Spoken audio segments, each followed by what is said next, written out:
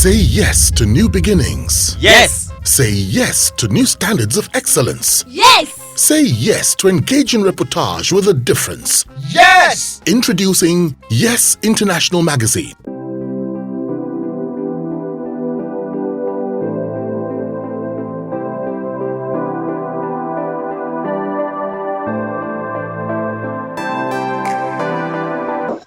You rose, to become the president of the Actors Guild of Nigeria. What would you describe as your greatest accomplishment in office? The truth is I hate to speak about my achievements. I rather let other people talk about what I have done and my contribution. I do not like to blow my trumpet, and however, I most humbly would like to say that we changed. My executives and I were able to, for the first time, get them an office. Prior to this period, there was no office. Actors Guild of Nigeria never had an office, but it was during my tenure. I was the first president to ever, the first president, and the first association, so to speak, in Nollywood. I was able to get them an office. Because that was critical. When people ask where you are and they want to see you, office is quite critical. A well-furnished office. We had a vehicle, and we were able to get insurance policies for our members. We were able to also travel to almost all the 27 state chapters, 27 states. Met with the governors. We encouraged the governors to help ensure that Actors Guild of Nigeria was recognized in their respective states with a functional office, and also we did encourage them to also assist the association by making available some funds for them to shoot movies, not just English movies, but also movies in their own local language. Beyond the fact too that we're able to attend a lot of put Actors Guild on the global map by attending workshops and seminars outside the country, but not only African countries but also European countries, where we were able to put Actors Guild of Nigeria on the pedestal. We also had foreign chapters. We brought Actors Guild a name that today it is enjoying. It wasn't like that before. But however, I must be thankful. We must give credit to founding fathers. A lot of people also contributed to making Actors Guild of Nigeria the name it had. So my respect today also goes to late Prince Ejike, who was the former chairman of Actors Guild, the former chairman board of trustees, and also who was one of the founders of Actors Guild of Nigeria. And also Emmanuel Ogogwa, of course, being a member of that board, and all okay Bakassi, and the rest of them who themselves were able to do that. All right. So now your tenure experienced a lot of challenges. Which was the toughest you faced, and how were you able to overcome it? In every situation, Nigeria is in itself a tough country. I always align myself to Nigeria. Like you said, in terms of challenge, I don't see anything as there's nothing I cannot surmount when it comes to the kitty kata kata that might happen anytime. We are always equal to the task. As it is normal, there was a period when, of course, there was cause to make positive changes in the Actors Guild of Nigeria, and some people never wanted such good changes to happen.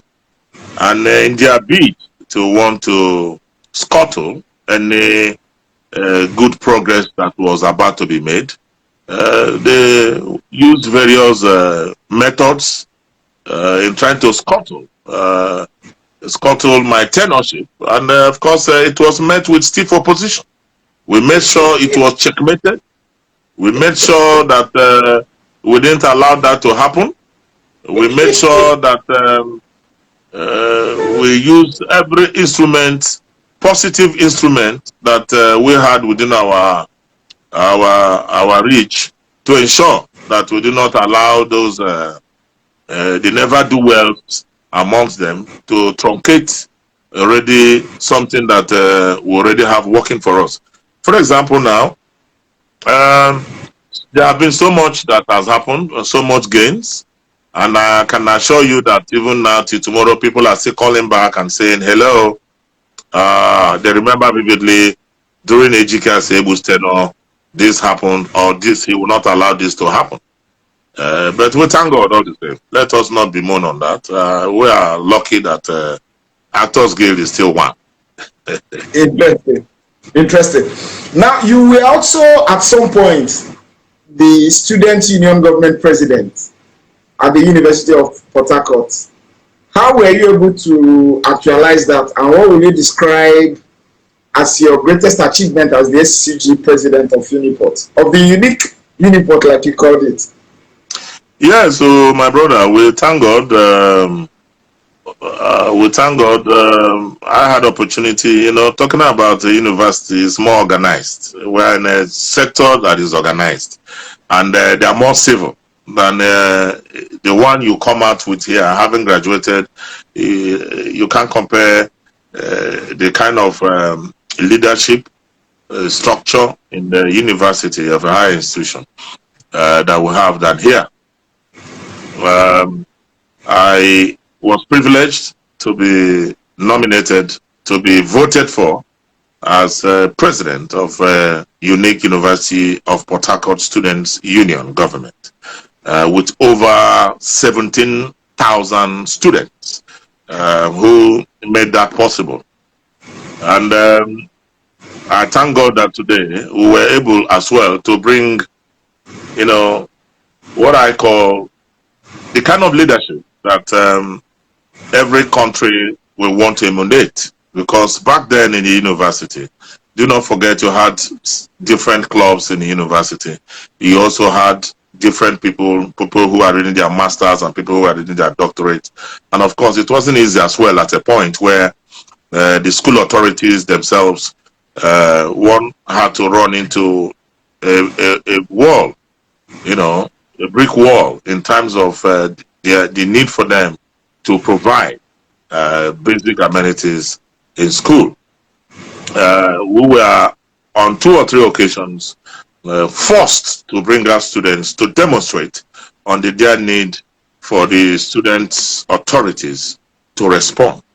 And with the demonstration, the schools were crippled and total crippling. But again, it was with sanity, because one of the things I used to tell students, we do not destroy things, because usually they looked at students as never do well and they were not trained and all that. So I guided the students on the need for them to maintain their sanity, on the need for them not to take laws into their hand by breaking, properties and infrastructures, the infrastructures that were already provided by the school. And I can assure you that on a couple of occasions that happened, we maintained order. One of the things that perchance people need to learn, it is easy to bring our students to demonstrate. The most difficult aspect is to now ask students to go back. If some leaders, some of us understand the dynamics, you know the right time to bring them out and you know the time to ease them out, and they will all go back. But unfortunately today, demonstrations are not the way it seemed to be. While I am very much happy about the NSAS, perchance again, there were some things that were not gotten right, which maybe next time one will be able to give advice to those young people, men and women, who did that. You have to be strategic a lot of strategies were not adopted in making sure they maintain and sustain the tempo of opposition. But however, I will always say that government should listen to the youth, because the youth are the ones who, without them, this country will have been nothing. You can see the giant strides of young people making it out there in their respective disciplines, not just only acting, not only music, the Davidos, the Burna Boys, the Whiskies, and Fireboys, the Rema, the Tiwa Savages, of course, and I can go on, and a bit of beautiful people who have done well. Yes, I know you can go on and on, but before we go on and on, I need to bring you back a little.